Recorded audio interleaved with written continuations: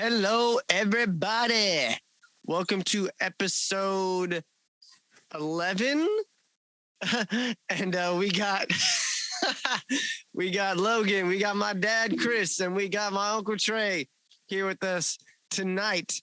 And they're all, y'all can't see them, but you got them all here. We're on Zoom, and they're all decided to show me their that was a bad place to pause in this sentence. They're showing me their nipples, guys. Why do? Never mind. Yeah, just leave it. Anyways, Texas football, guys. Oh man, so right. We're kind of in the dead period. You know, we're after National Signing Day. We're to the class of 2023 now is kind of getting all the visits, all the invites, all the talking about 2022 is in the past. And you know, so yeah, you've got a lot, you've got not a lot going on right now. So with that being said, I kind of wanted to go over the whole SEC, Texas going to the SEC, just because I'm interested to see how that. I know it's kind of already set in motion, but not necessarily what I'm trying to say. The effects on college football when you've got, you know, two blue bloods in Texas and Oklahoma less being a blue blood than Texas, but, you know, two schools in a major conference going to the SEC, you know, where does that, you know, how does that play out for the rest of college football? Because, you know, it could go a lot of different ways. And I'm just interested to see you guys' perspective on where you think this move can take college football. You know, a little history on this. You know, the SEC back in, I think it was like 86. And, you know, I was still in diapers when this happened, but I want to say it was late 80s. We'll say that. I'll just leave it pretty vague. The SEC came after Texas, and I think it was in 90. DeLoss Dodd said Texas isn't going to the SEC without A&M, and A&M at the time was kind of lukewarm on the thing and hemmed and hawed, and you know, eventually they didn't go, and eventually formed the Big 12. You know, the Southwest Conference, which was the powerhouse conference for many, many years. The Southwest Conference disbanded, the Big 12 stood up, and then Arkansas and a few other schools went. South Carolina was in that group, went to the SEC, but really the SEC wanted Texas. And they wanted Texas to go with Arkansas, but Texas didn't want to leave A&M behind. A little history for you. Exactly. It was the time when, because you had the Big Eight and the Southwest Conference and the SEC, right? And when the Southwest Conference, you had University of Texas A&M, and then you had SMU, TCU, U of H. Nebraska? No, Nebraska was Big Eight. That was Oklahoma. See that, and that's and listen to me now, because you had the Big Eight, which was Oklahoma, Nebraska, Colorado. You had a bunch of state universities. Well, the Southwest Conference only had SMU, TCU, U of H. There was very few state universities in the Southwest Conference. Baylor, TCU, SMU, U of H, Texas Tech, and then you had Texas and Texas A&M, University of Texas A&M, and University of Arkansas. Exactly right, Trey, Matt. And so that was the original. That thing was the original conference shift in college football. When the Southwest Conference broke up, University of Nebraska, you had Oklahoma. They were in the Big Eight. Oklahoma, University of Nebraska, University of Colorado. You know, you had a bunch of state universities. University of Missouri. You're exactly right, Logan Bear. But Texas would never go anywhere without A&M. They wouldn't do it. And it was at that time when Arkansas left the Big 8 and they went to the SEC instead of coming to the Big 12. And Texas wouldn't go to the SEC because the SEC didn't want A&M. They were a second-tier school. Still are second-tier school. Whether they got sorry, you're gonna get me down a rabbit hole. So that's a little bit now that, and that was one of the big things when A&M bounced to the SEC, it chapped some fucking hides. Well, we were going to go to the Pac-12. That was like whenever the original realignment happened when A&M left, we were in talks to go to the Pac-12. We weren't going to the Pac-12. That was never happening. I mean, that's fine, but in things that I've read and reports from different people, it came down to like the 11th hour. We were really close to going to the Pac-12. There was no way. Could you imagine people in Texas having to stay up until 11 o'clock at night to watch a game? I mean, I'm logistically... You're going time zones. You're going 2 time zones away. No, I agree with you. You would completely lose the fan base. No, I agree. Lose them. Yeah, I agree. I agree that logistically... Why do you never see a damn Oregon game on TV? Because if it starts at 7 o'clock our time, it's like 9 o'clock their time. No, wrong way. Backwards. Wrong way. No, I'm sorry. 5 o'clock. It starts 7 their time. It's 9 our time. 9 o'clock our time. Right. Sorry. Don't worry. Our mom was a geography teacher. I'm not a mathlete. Math is hard. Or geography. Okay. So just don't tell grandma. Okay, I got the geography wrong.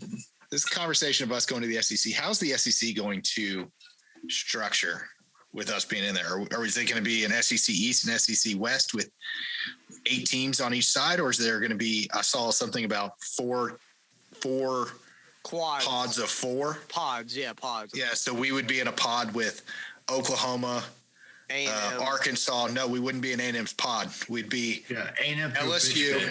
Yeah, we'd be with LSU, A&M, or no. I'm sorry, we'd be with Arkansas, Missouri. Oklahoma, us, and Missouri. Yeah. And we would play Oklahoma. You play everyone in your pod every year. And then they basically would just guarantee that Texas plays A&M every year. Because you have to play one team from the other pod. It's something like every 12 years or something, we wouldn't play A&M. But they'll fix that. I mean, how do you guys think it's going to be? Nobody knows. I think it'll be the 2 sides of 8. I think that's, well, maybe not. I don't know. I think either one could work, but I think the 4x4. I mean, if it's 2 sides of 8, then there's going to be some teams we never play. Like Georgia never plays A&M, right? So I mean, it was something like SEC or A&M had been in the SEC since 2012 or something like that. Yeah. And we had played Georgia more times than they had in our one bowl game against them. Yeah. So East-West, that would set up for the conference championship because you have an East champion and a West champion, but you wouldn't cross very much. How would the pod set up for championships? Would you just have It'd almost be like you have to break it down an extra level. Like you'd have pod 8, 1 and pod 2 play. You'd have 8 and 8 on one time, on like 8 and 8, and then within the 8 and 8 you have 4 and 4. So then you'd have like a playoff within your own conference. You almost have to start a playoff inside of the SEC. Yeah, you have. Yeah, it would definitely be a playoff bracket. So some coaches and some people out there think this is the end of the NCAA. Essentially, they won't have control over the NIL and the SEC expansion. Is kind of the loss of control of the NCAA, and it eventually will just go to 1 or 2 super leagues. I mean, I'm not sure how that would work out, but you could end up talking about an East and West division or a North and South division, Well, I think Trey, you're right to a certain degree. Just your thought process and what I think you're on. You're going to see the higher revenue earning teams, the higher revenue earning universities separate from the lower earning or lower revenue teams. You're going to get into a 2-tier system between just TV money and NIL money. So I've always thought it'd be kind of cool to do like the English Premier League. You know, you have so many teams that play in the top level, and then they play in the Champions League or whatever. And then the bottom, I think it's, 6 teams or whatever. Say they have, for math purposes, I think they have like 24 teams. The bottom 6 every year go down to the lower level. The top 6 of the lower level come up. And so there's always a shift, you know? It's always somebody. Well, but then how would you plan out schedules? Because you know how they have schedules like to play people in 20. It's a little easier to do, and it's a little easier to do in soccer because they can play, 3 games in a weekend or 4 games a week. A little hard to do that with football. So you only get a limited number of games. But you have these bottom tier teams that are mooching off the top tier teams. Let's look at, Rutgers, for instance. They have not really done anything, but they're still getting all that Big Ten money. Look at the, who's bad in the Pac-12, who's the worst in the Pac-12. You got Northwestern in the Big Ten, school like that. Purdue, if you will. Vandy in the SEC, but Vandy's Wake always, Forest, That's what I'm saying. You've got these lower tier teams. So if you have super conferences or whatever, 4 super conferences, and say the bottom 2 every year get sent down to the lower league, and you take the top 2 teams of, have a group of 4, not a group of 5. And so that group of 4, you just regionally, you put them wherever they would. And then you still have, 16 team conferences. So you're looking at, I know a lot of people, when Texas and OU go to the SEC, so the SEC already plays 8 conference games, which means they're self-fulfilling prophecy, but we won't get into that. Anyway, a lot of people are pushing for 10 conference games in the SEC. That's how it should be. 10, there should be, so extend the season. But if quit playing 12 games, then play 16 games. That's always okay. So that's always been a question of mine. So what's the point in college only having 12 other than 16? I don't know. Go play 15 games. The NFL just extended their season. I'm college football. Why can college football not extend our season? Does it have to do with like running into the NFL? Like, time-wise? Why not just line up the week? Like, why not just line it up? You could also make the argument, playing devil's advocate, they're still students, right? They still have to go to school. They still have to pass their classes. And so a lot of opponents of this thought is that they're there for school. They're just playing football to get through school. And what is it, like 95% of college athletes don't make it to the pros? So, if you're putting 15 games on their schedule, how is that going to affect, finals and whatnot?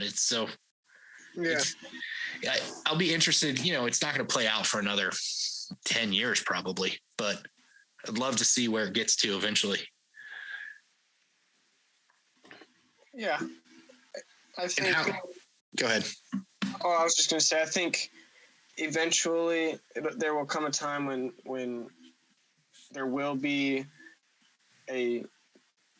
like you were saying, a bigger league versus a smaller league, like a super league, 2 super leagues for sure. We've already set that up with the Power 5 and Group of 5. We're already tiered in that sense. When you throw NIL money, and SEC is making a ridiculous amount of TV money. I think they signed a contract 2 years ago with ESPN for $1 billion or something like that over the next I don't even know how many years, but still $1 billion coming from just TV revenue.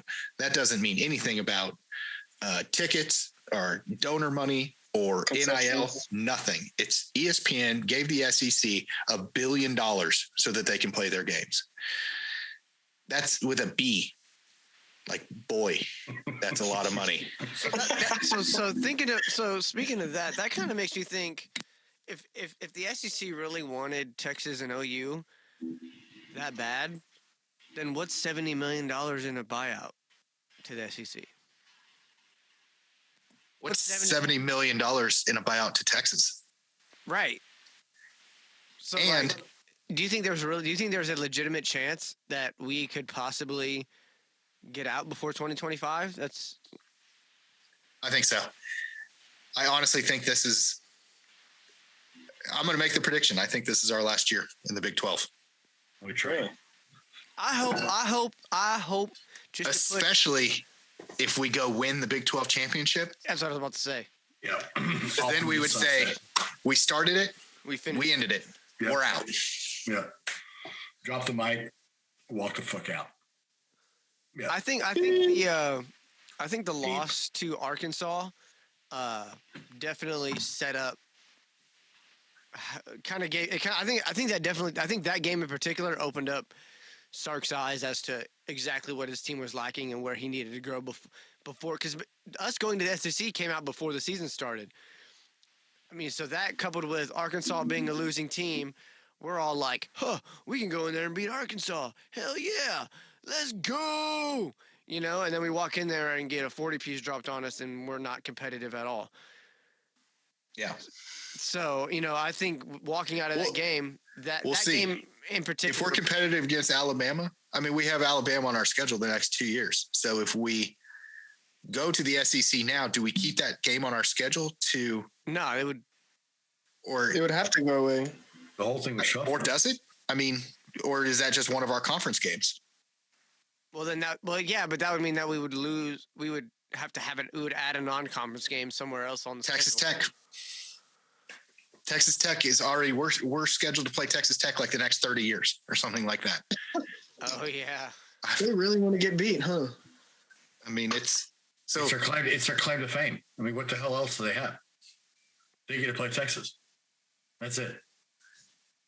Well, what else does Lubbock, Texas, and Texas Tech have other than they get to play Texas every year? They got a sweet lazy river. Oh God. That goes through their campus.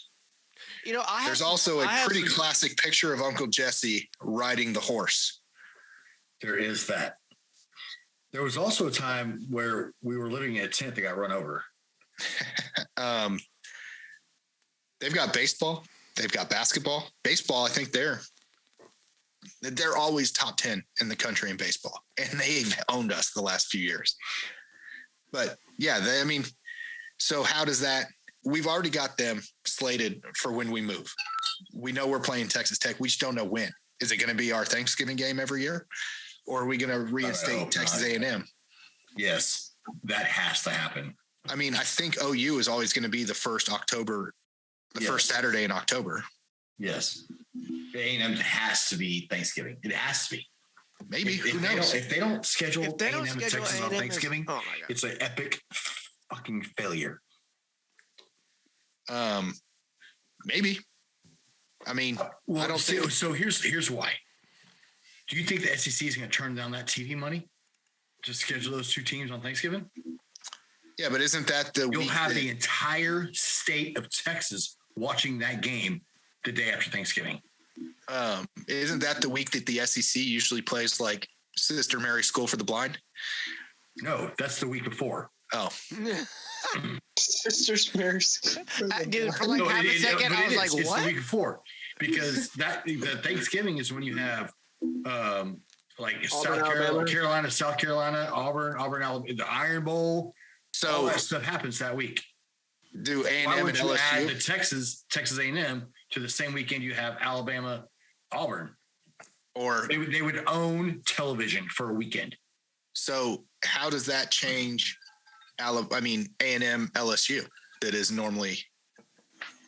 That's the new New rivalry. That was a prop up to take the place of Texas A&M. I agree with that. That was a forced square peg in a round hole.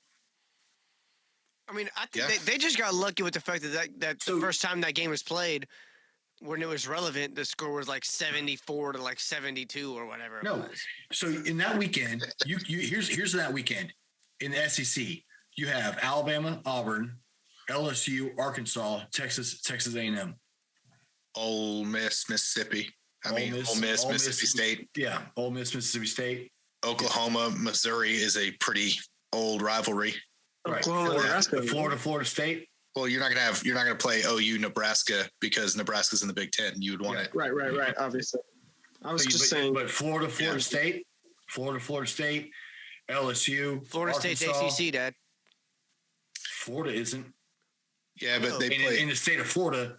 It's a law; they have to play each other. Man, that's a politics these days, man. That is. Oh, that's been I know. Since they split. I know, but that is like, why are we paying politicians to decide what college football is doing? It's all about the money, Bubba. Why are we paying politicians at all? Sorry, let's not get into that conversation. Until the next episode. That was another I think it was the Texas State Legislature also came out when the SEC wanted to get Texas, and I think the legislature came out and said, if you're going to take Texas, you got to take Texas A&M. After DeLoss Dodds had already said the same, or whoever, I don't remember who was on it. It was DeLoss. And so, I don't know. There are so many things. It's going to be fun to see it play out. Let it be known, though, you will never hear me at all of the home games chanting SEC. Never. I will be like, I hate all of them. They're all hell no. That is no. No. I mean, I might say it out of strict sarcasm. So here's another crumb for y'all to chew on. What do you guys think about playoff expansion? I was just about to say that, Logan. Needs to happen. 100%. Okay, next 2 years, I think it does. To what though? Expand to what? 8. 8. Okay. So I think you have. Well, if we stay how it is now, I think you have the Power 5 conferences, all the championships there, like all the champions there. And then you have a group of 5 team or 2 if they're really good. But I think you guarantee a group of 5 spot and then either 1 or 2 at-large bids.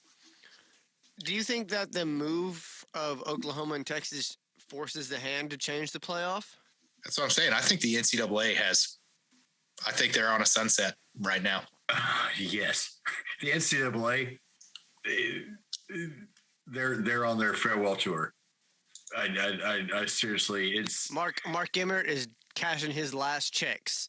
Yeah. Just like who Bowlesby from the Big 12, Bowlesby, whatever. Whatever that dude. Yeah, Dude, watching him sit in the background whenever they did that BS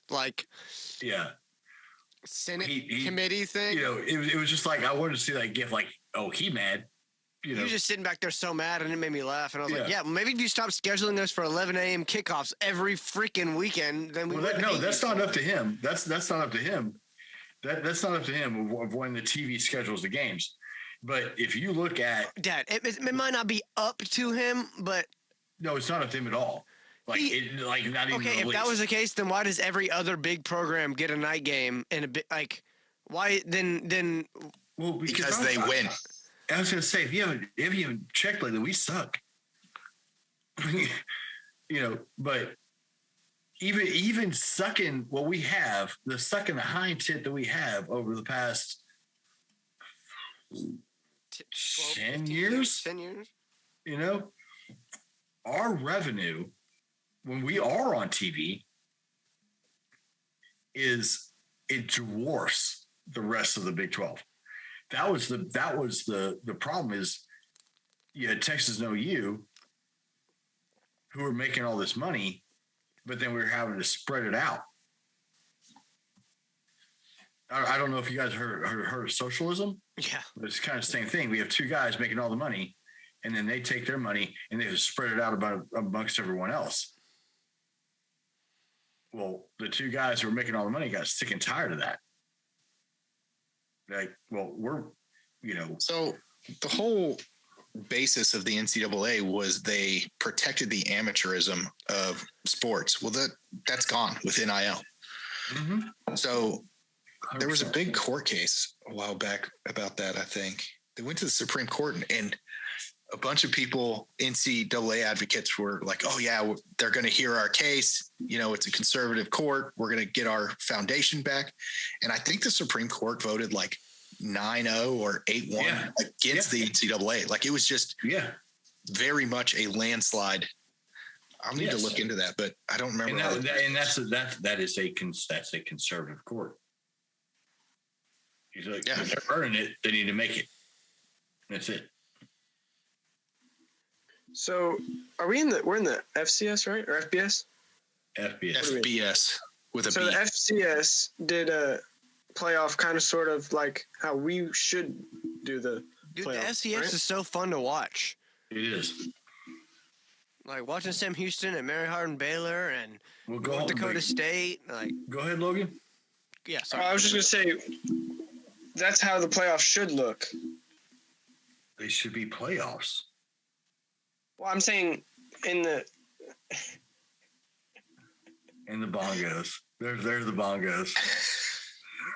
I can't help it.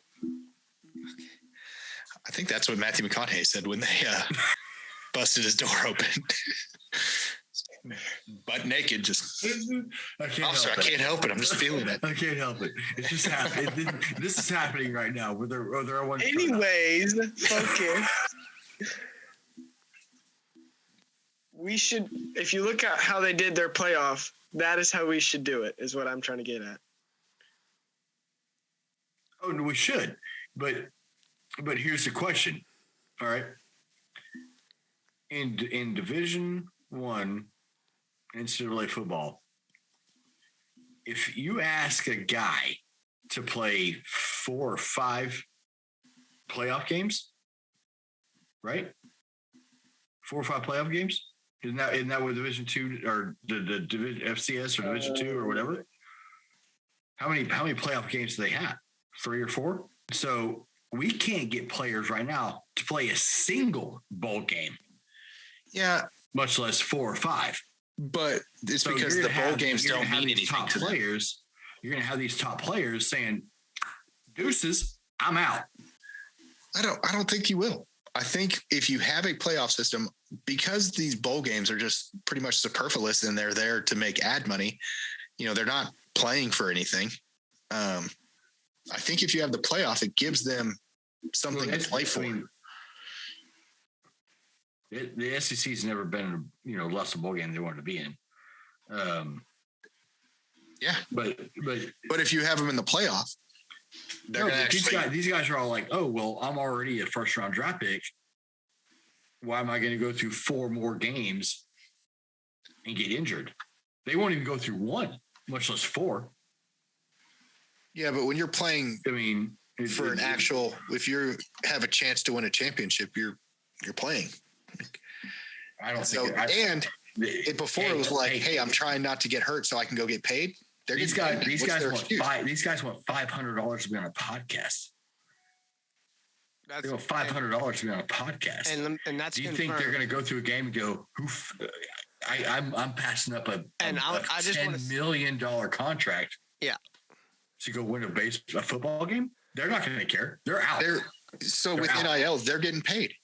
Yeah. So what's their excuse now? I mean, and I just want everybody to know they're getting paid, but they're not getting paid nearly what they're going to get paid in the NFL. Yeah. Okay, so Logan tried to have some UT football players come on this podcast. I'm not going to name any names, but I reached out to him and he said he wanted $400 to be on the podcast. Just straight up. And look, and honestly, whenever Logan told me that, I couldn't even be mad 3 years ago, I probably would have been like, yo, what the heck are you talking about? But like now it's kind of like, yeah. I guess, I hope they have great accountants. It's annoying, but at the same time, I get it. They got to make their bread. They got to get their brand out there. So I can respect it. I can understand it. It'd be really cool to get one of those guys on here, eventually. So if there's anybody out there who's who can get a hold of this and get it to a player and let them know, we'd be definitely super interested in any sport for that matter. Yeah. It doesn't have to be just football. I'm talking basketball, baseball, softball, football, anything. I think it'd be cool to get one of them. Definitely be cool to get their point of view and how they feel about this upcoming season, and different opinions is always a good thing to have. Yeah. Well, look, I will say this though: we're definitely going to keep trying. We're definitely going to keep reaching out. You never know; we might get lucky. It's okay. So back to the whole playoff thing. Go ahead. They had 15 teams in that playoff, if I'm counting right. What do you have? One team with a bye? Yeah, one team with a bye. I guess the number one seed would have a bye, and then the rest of them do get out. There's not. There's not. The number one and two seeds had a bye. There's not a Division I player. I'd say there's not a Division I player who is slated to have a day 1, 2, 3, or 4 draft pick that will go through a playoff. I disagree. You had 4 teams that had. They're not going to do it. They did it already. They did it already. Look at Alabama. Their whole team is like first and second round draft picks, and they were there. Shit, Mac Jones played all the way through. So did what's his name, Devontae Smith. One game or 5. 2. Yeah, but if you're playing for a championship, I think they're still gonna, because they still want to compete. It's different if it's a bowl game and they're getting ready for the draft. But I think if they're playing for a ring, playing for a championship, it's a totally different story. I agree. Going to the Sugar Bowl, when the Sugar Bowl doesn't mean anything, it's like, great, I get to play in the Sugar Bowl. What's that going to do for me? Put me on TV one more time? That's it. I get to put on the uniform one more time. And at that point, they're like, not worth it. But if you're playing for a championship, all these folks are athletes. They compete. They've been competing since they were 10 years old in football, probably. And so if it means something, I think they're going to be there. There's not anything to strap on the helmet for the last time. Not to everybody. Not to everybody. Not as much as a ring. Or not as much as playing in a game and getting hurt and not being able to play at the next level. Look at Jameson Williams. He went from being a top 10 NFL draft pick to being fringe first round, top second round. So you got these guys, or Matt Corral from Ole Miss. He didn't have to play that game. But he did. He didn't have to. He's still going to get drafted really high. Yeah, exactly. He didn't have to play. He was projected probably top 10. He gets hurt, and now I'm looking at projections, and he's, again, bottom of the first. So guys are losing money by going to play these bowl games. So yeah, but the bowl games don't mean anything. Like, I think if you in a playoff system, I'm agreeing. You're right, and I agree with you. Okay. Yeah, that's what and I will stop arguing with you. in short, I agree with you as to why these guys are dropping, are not wanting to play.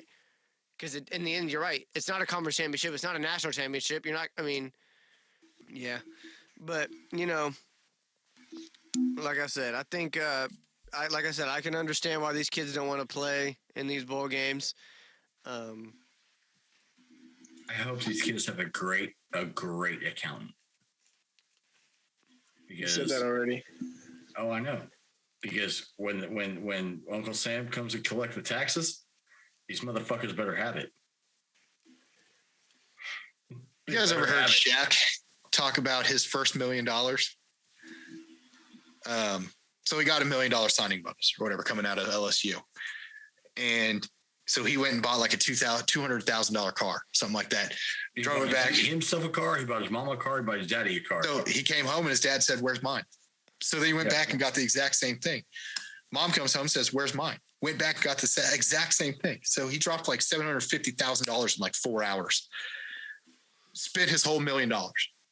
Bought shoes, bought suits. Spent the whole, he's a big dude. He's got to get his suits tailored. So spent his whole $1 million. The banker in his hometown. So he wasn't from it was smallish to medium sized town. Anyway, banker comes to him and says, "Hey kid, or hey son, do you understand how money works?" And basically sat him down and said, "Look, you need a good person to run your books." And from then on, that dude's almost a billionaire now. Went from spending everything. Yeah, he actually asked, "Who's FICA?" Yeah. Why is FICA getting so much of my money? Who's that guy? And they were like, "That's the federal government." Yeah, they're going to get theirs every time. Yep. And so all these boys, they're charging $400 or $500 for this, $100 for this, $500 for this. Hopefully they write it down. I want your W-9. You want to charge me $400 to be on my podcast? Why don't you send me W-9? Yeah. Yeah. And they might do it. Because you know what? He's going to have to pay 40% in taxes on that. So what's probably going to happen is they're going to say, "Just talk to my agent. The agent's going to handle all that." Right. That's fine. Well, send me your agent. I want a W-9.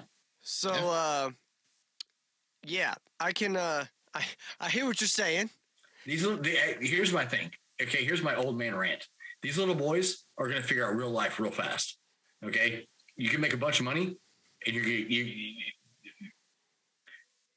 to have to pay a bunch of money. Yep. And and they may make some money, and that's fine. Good. I hope they do. But you better be fucking very, very careful, and you better have a good accountant. They're and a very, very good tax attorney to make sure that you don't leave college